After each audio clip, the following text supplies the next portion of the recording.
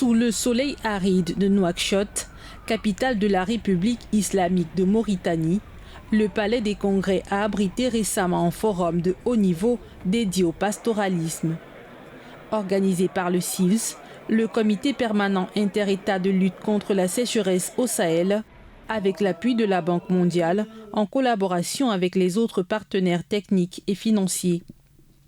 Ce rassemblement, tenu à l'occasion des 10 ans de la déclaration de Nouakchott, a réuni experts, ministres, représentants des partenaires au développement, acteurs du secteur privé ainsi que des représentants des organisations pastorales régionales et des bénéficiaires des projets financés.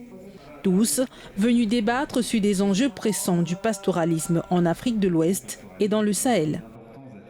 Il était important d'organiser ce forum au regard de tout ce qui s'est passé au cours de la dernière décennie. Depuis la déclaration de Nouakchott 2013, il y a eu beaucoup d'actions à travers des projets et programmes. Il y a eu des résultats importants, mais la dernière décennie a également été caractérisée par l'émergence aussi des défis importants pour la région et qui concernent en particulier le pastoralisme.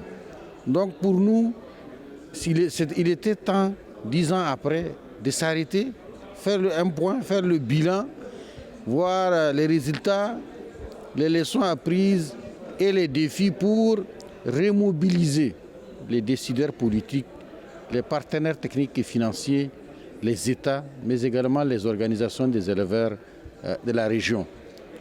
Il me semble que dans un contexte de crise, il est essentiel que les différents acteurs se parlent. Il est essentiel qu'il y ait dialogue autour des problématiques majeures de la région.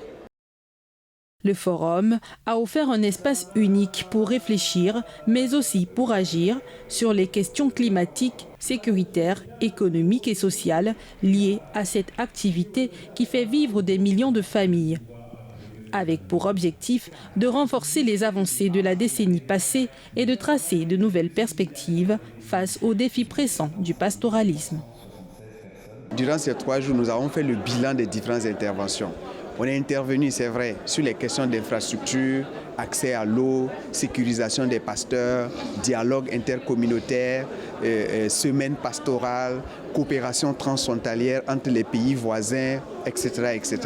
On est aussi intervenu sur la question de commercialisation, donc sur les questions économiques des différentes chaînes de valeur des systèmes d'élevage. C'est de ça que nous avons discuté. Et on s'est rendu compte que depuis 2013 à aujourd'hui, la situation s'est un peu tendue.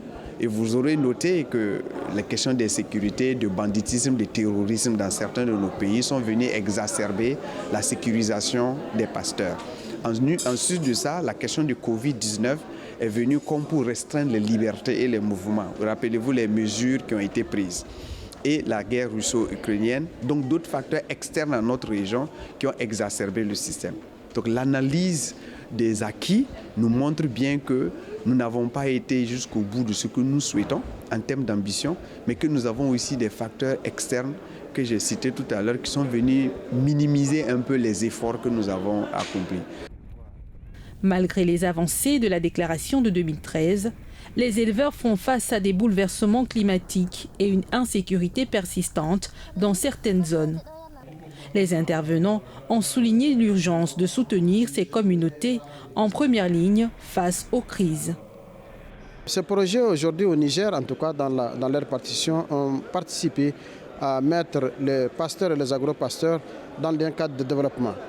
Je n'ai pas les chiffres, mais nous avons vacciné énormément d'animaux à travers l'appui de ce projet.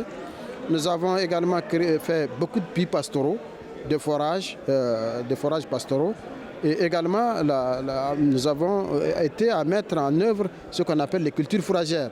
Aussi, c'est extrêmement important parce que nous sommes dans un pays désertique où le climat change tout le temps et il fallait assurer la sécurité alimentaire des animaux. Au-delà de ceci, on a donné aussi un cachet particulier aux pasteurs, ce projet. Un cachet particulier parce qu'on allait vers la considération et l'aspect social du pasteur. c'est un programme d'accompagnement dans le cadre de la santé, etc. Et donc pour dire que véritablement, l'appui que ça a donné au monde pasteur est extrêmement important.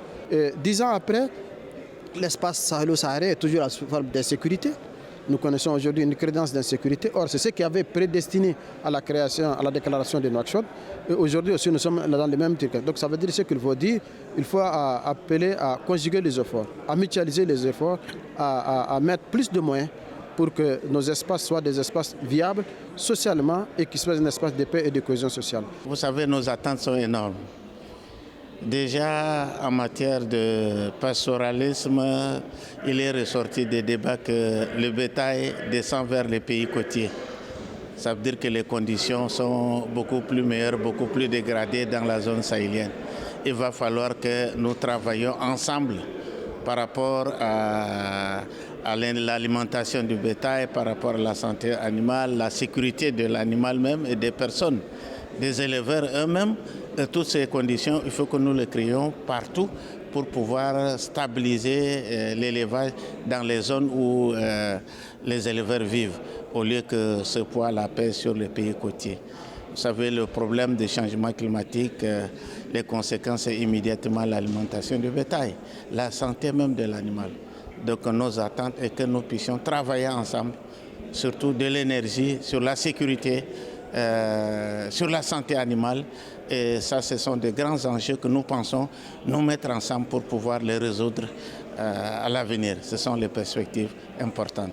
Et justement, sans oublier la sécurité alimentaire pour les hommes même, pour les éleveurs même. Donc tout va ensemble en fait. Le forum s'est également penché sur l'avenir, avec des ateliers dédiés au thème des changements climatiques, de l'économie régionale et des impacts sociaux liés à l'insécurité. Les échanges ont abouti à des stratégies adaptées aux réalités locales. Les débats ont également mis en avant la nécessité d'impliquer les jeunes et les femmes dans le secteur pastoral. Dans le nouveau dispositif, avec les axes qui ont été définis pour intervenir, naturellement, nous allons intervenir sur l'investissement. Et qui dit investissement dit femmes et jeunes. C'est eux qui constituent souvent un levier important dans les différentes chaînes de valeur. Au niveau du lait, par exemple, nous allons lancer un vaste programme régional d'appui au développement du lait local. Et on sait très bien que dans ce secteur, la transformation à travers les mini-laiteries, c'est une affaire de femmes, généralement occupée par les femmes. Aussi, dans la collecte de lait, on veut mettre en avant l'utilisation des TIC, les nouvelles technologies de communication de l'information, la digitalisation, la localisation des fermes et des éleveurs, des vaches productrices de lait pour pouvoir les collecter et alimenter les unités de transformation laitière. Donc c'est un exemple typique qui va impliquer les jeunes. Au-delà de ça, vous avez aussi la facilitation de l'accès aux produits vétérinaires, donc qui va créer potentiellement de l'emploi pour les zones reculées où les jeunes pourraient s'installer et intervenir. On a aussi parlé d'investissement dans la production fourragère. Donc les jeunes pourraient être intéressés à investir dans l'irrigation, dans l'investissement de la production fourragère, et ceci va aider naturellement à développer l'économie fourragère, qui sont des opportunités importantes pour eux dans cette dynamique d'investissement dans le secteur. Les organisations paysannes ont quant à elles plaidé pour un accès facilité au financement. Par rapport au financement, nos banques classiques ne considèrent pas l'élevage comme un secteur qui peut apporter des ressources au niveau des banques. Donc, le financement du secteur de l'élevage, parce que chaque fois on considère que l'éleveur n'a pas besoin d'argent, n'a pas besoin de soutien. Et tout le monde sait que l'élevage subit aussi les effets liés au changement climatique. Il y a des éleveurs qui ont perdu leurs troupeaux. Il y a des éleveurs qui ont perdu tout leur capital productif.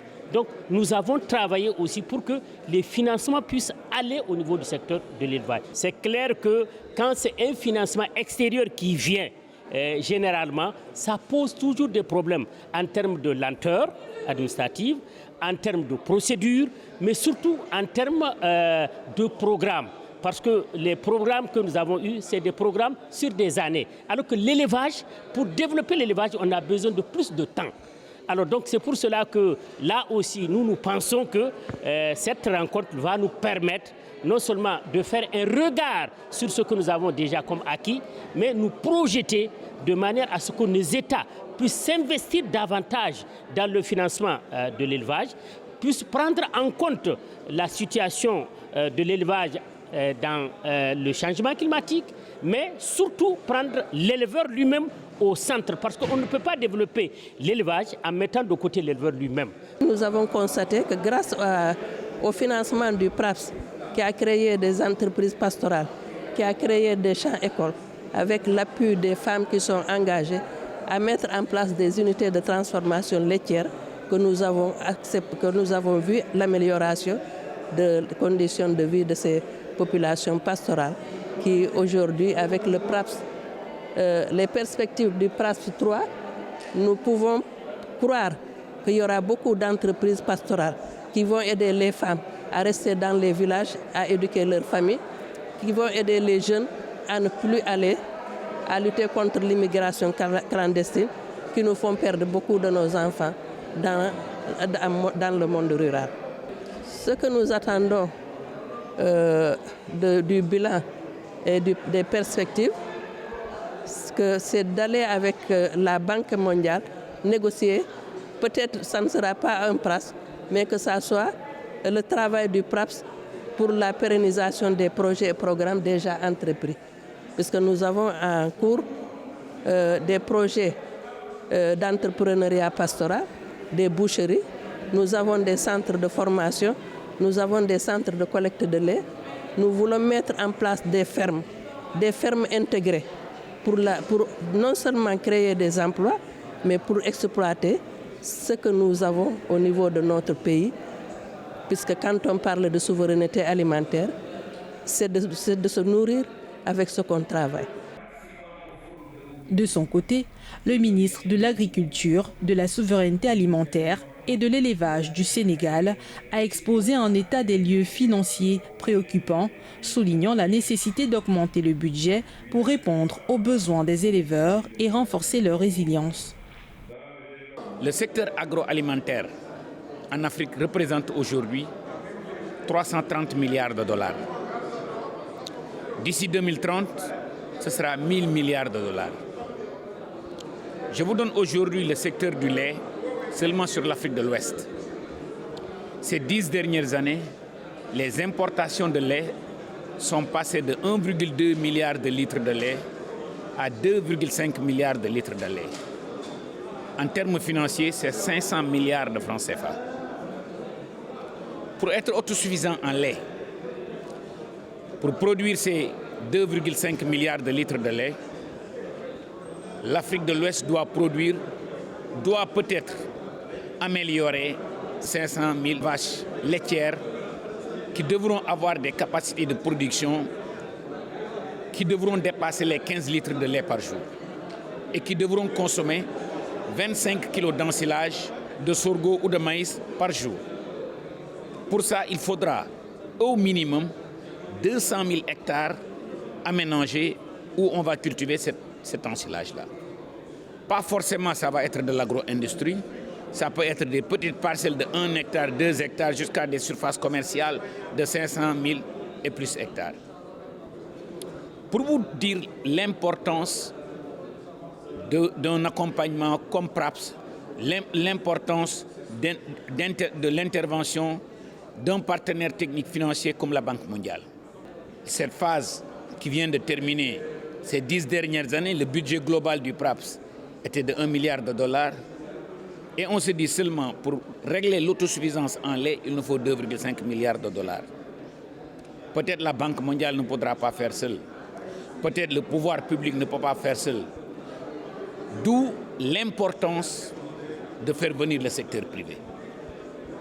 J'ai l'intime conviction que la combinaison du secteur privé, des partenaires techniques et financiers, la Banque mondiale, la Banque islamique de développement, KfW, la Banque européenne d'investissement, la Banque islamique de développement, ensemble, avec les États, avec le secteur privé, on a beaucoup plus de chances de réussir le pari. Toujours sur les questions de financement, le secrétaire exécutif du CILS a pour sa part insisté sur l'engagement continu des États à soutenir le pastoralisme malgré les défis. Les éleveurs considèrent que les instruments financiers actuels ne sont pas adaptés. Et il y a une nécessité d'avoir une articulation entre le privé agribusiness, les exploitations familiales qui produisent l'essentiel de l'élevage, les banques commerciales, mais également les États. Parce que c'est aussi des questions de politique publique des États à leur volonté de soutenir les systèmes d'élevage. Parce que quand on regarde les instruments des banques actuellement, le secteur de l'élevage ne paraît pas comme un secteur, un client viable, si vous voulez. Il faut une intervention des États pour soutenir le financement de l'élevage. Et il faut penser aux petits éleveurs qui ne sont pas actuellement dans les instruments qui sont développés par les banques commerciales. En réponse à leurs préoccupations, la Banque mondiale, par la voix de sa directrice de l'intégration régionale pour l'Afrique et le Moyen-Orient, a promis d'intensifier ses efforts financiers tout en invitant le secteur privé à s'impliquer davantage. Ce que les pays du Sahel ont pu faire avec le pastoralisme, ils ont créé un modèle en fait qu'on a pu voir et qu'on a pu répliquer dans d'autres régions. Aujourd'hui, la Banque mondiale travaille au Sahel, travaille aussi dans l'Afrique de l'Est, travaille dans la Corne de l'Afrique. Il y a des projets similaires. Et donc là, par exemple, le projet sur la Corne de l'Afrique, on travaille beaucoup avec le secteur privé et on travaille avec des institutions d'assurance.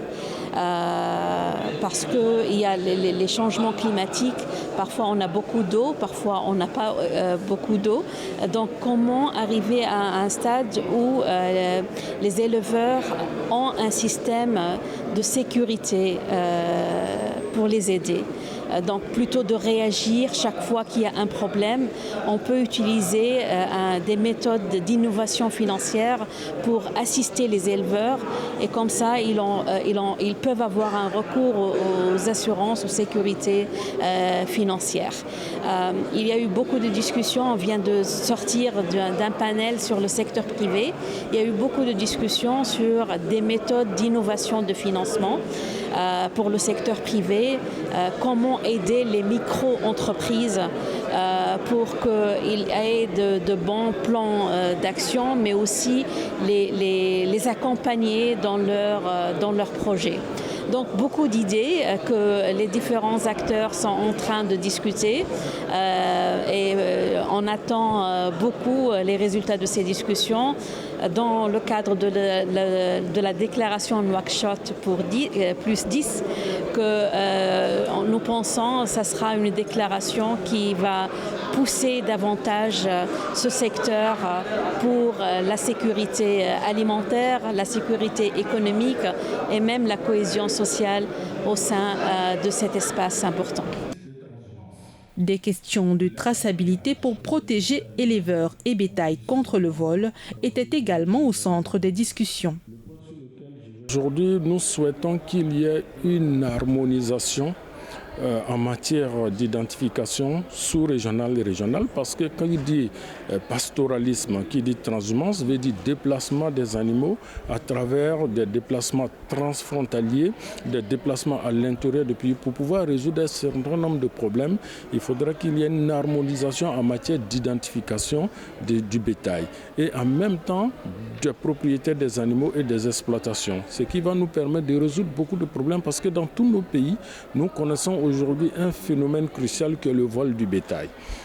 C'est une insécurité pour les propriétaires des animaux, c'est une insécurité pour le consommateur, et ainsi de suite. Donc si on arrive à avoir une harmonisation en matière d'identification, ça va nous permettre d'avoir une bonne traçabilité et pour limiter le vol. Et cette traçabilité va nous permettre aussi de lutter de manière beaucoup plus efficace contre les pathologies animales qui freinent le développement de l'élevage dans nos différents pays. Donc voici une attente vraiment qui pour nous est primordiale. En marge du forum, une foire d'exposition-vente a mis en lumière des innovations technologiques avec des startups présentant des solutions comme la surveillance GPS et des plateformes de prévision climatique illustrant l'inventivité des jeunes entrepreneurs africains dans le secteur pastoral. Ce forum, célébrant les 10 ans de la déclaration de Nouakchott, a marqué un moment charnière, témoignant de l'engagement des acteurs du pastoralisme à construire un avenir durable.